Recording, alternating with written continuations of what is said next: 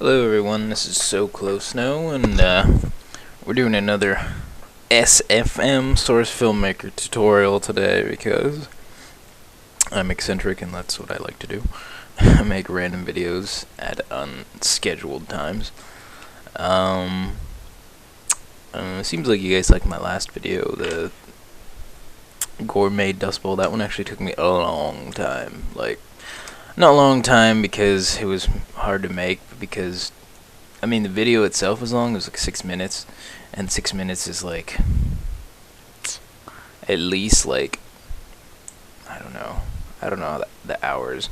There's a whole ratio of minute to hours worked for most videos that are actually made, but the that video I had, like, the first third of the video I had made, and then I was just too tired because back then I was still too kind of dumb to figure out Source Filmmaker, and that was when later I started to actually do other stuff, other videos, and I just kind of left that one on the back burner for a while, and I was like, I should finish that one. So I decided to finish that one, and that one's actually like my pride and joy. That took me like a while, and it was only like the last two weeks that I actually finished the dang thing, and there were so many things I wanted to add to it, but I needed to stop myself, because once I'm in there and I start messing around with everything, then I was like, okay, I need to stop before it becomes bad.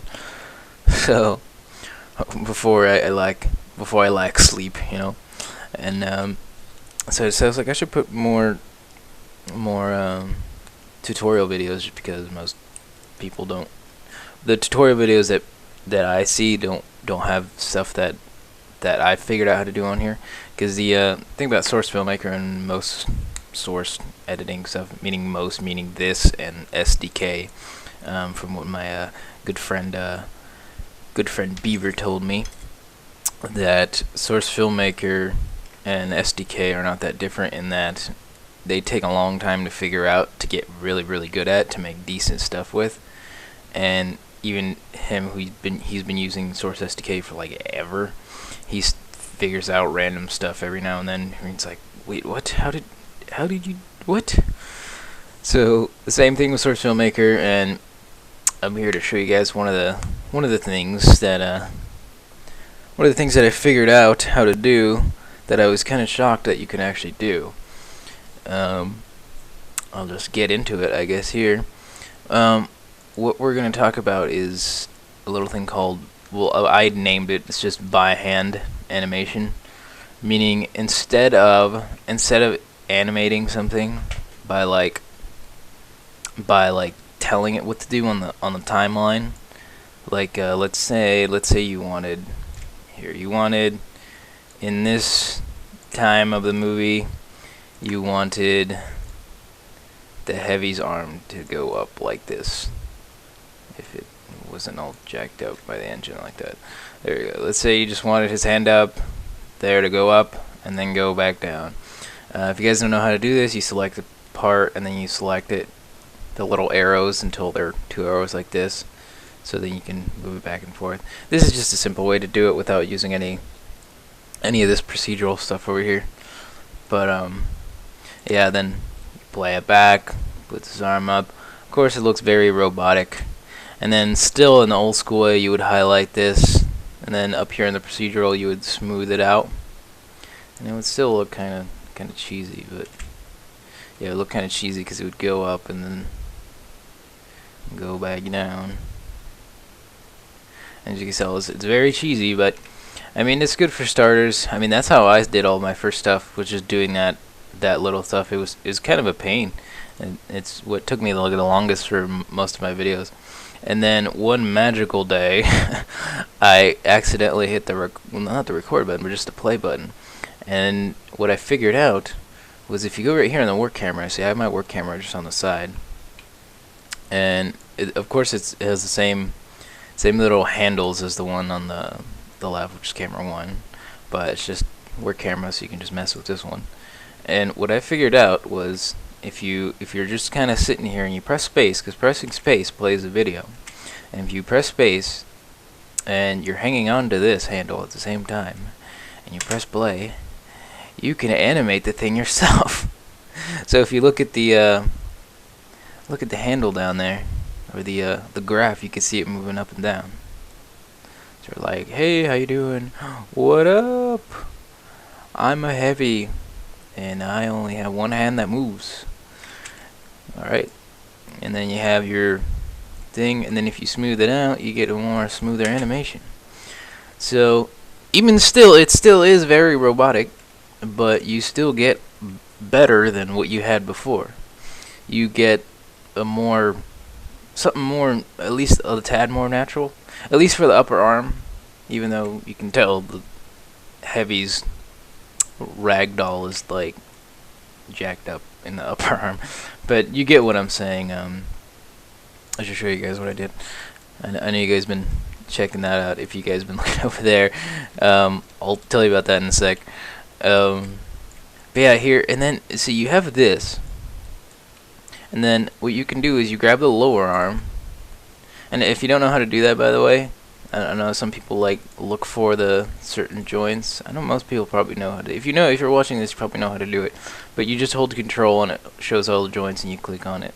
And if you want to know the little trick, you do the multiple joints thing. If you hold down Shift, and you can hold multiple joints down, that we can move both arms. I'm pretty sure a lot of people know how to do that, but just in case you don't know. And see, we have our upper arm animation, and then you have the lower arm animation, and we do the same thing. You can mess around with it, and the best way to do this is put yourself in the perspective, I guess, of that arm or whatever the model it is that you're doing. Because if you want to mess with that arm, like the animation of the upper arm is going crazy.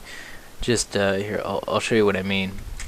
So you got this arm, and then the arm is moving up around. So you get this more natural fluid. If you're looking in the camera one, you can get this more somewhat natural movement. So you're like, he looks more like he's, I don't know, he's asking for ice cream or something. see what I mean? If you're not paying attention and you have it in the right perspective, then like the arm gets kind of jacked up. If you're not really paying attention, or if you're not looking through the right direction. So the best way to do that is like get in a good position to like see, like, okay, so his arm's gonna be moving here or whatever. It's kind of what I do if you're gonna be moving the head. So if you get the head right here, and we'll start playing it, and then he's like, well, I don't know about that. It's a little you know what I mean? He's like, yeah. See, it looks very jittery, just because most people's mouse movements are jittery. But that's what the smooth procedural function over here is for. So when you play it out, what you got to remember for the smoothing is that the smoothing is the point of it is not to make it as smooth as possible. It all really depends on what you actually want to see on the screen. If you want it to be really smooth, and it'll look kind of weird. But see, with what I do with the arms, I didn't make it. I only did it at one level of smoothness. That way, it still looks better, but it doesn't look as unnatural. And ignoring the Heavy's ragdoll like arm being jacked up, but the movement itself looks more natural. As opposed to just doing it all by hand. And that will save you at least like 75% of the time that you're actually on Source Filmmaker, because the first time I was making 2-3 minute videos, making it by hand like I did it in the beginning, it took forever. And doing it that way is just like it takes up so much time. But this way it just saves so much time. Alright, now I'll show you what I was doing over here. Maybe I was trying to save it, trying not to show you guys till the end, but this is what I put together in about, I don't know, I want to say 30 seconds to a minute.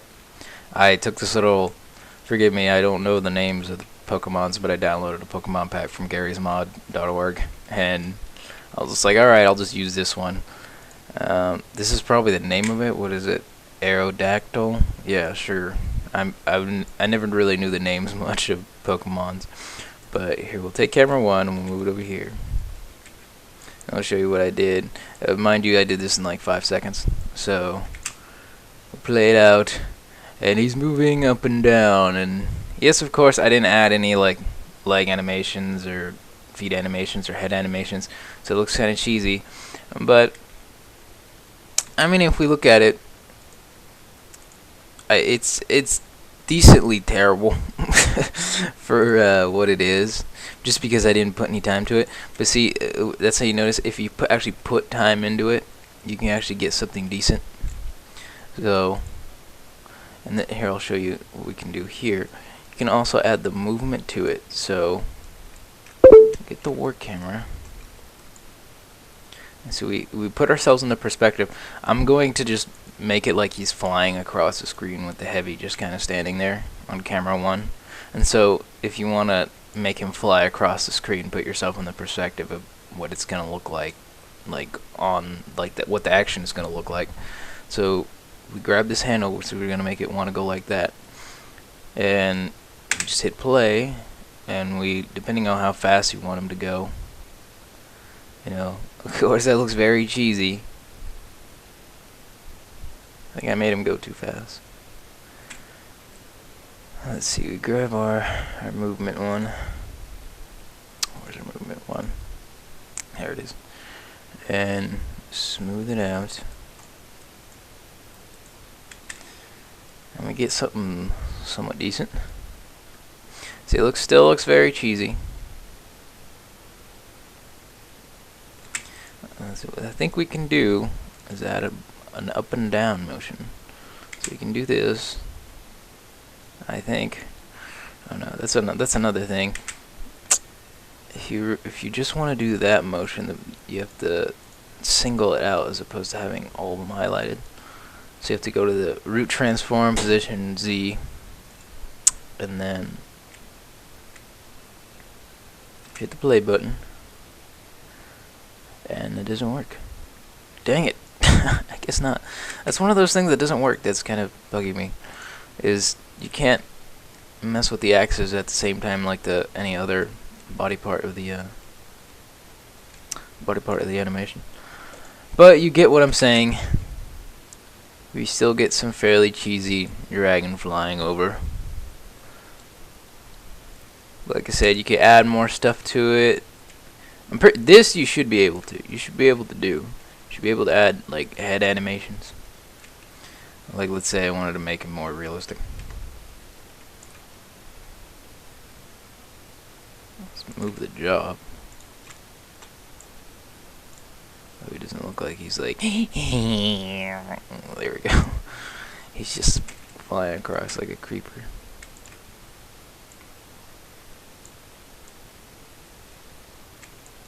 There we go. I get something semi-realistic. Hit the play button. See, he's like looking down, looking up. See, and in a matter of, I don't know, 30 seconds, 20 seconds, you get that animation of this dragon flying by, looking around, and he looks down, and he looks back up. See, you can get something a lot better than when you would get with straight up just doing it on the graph.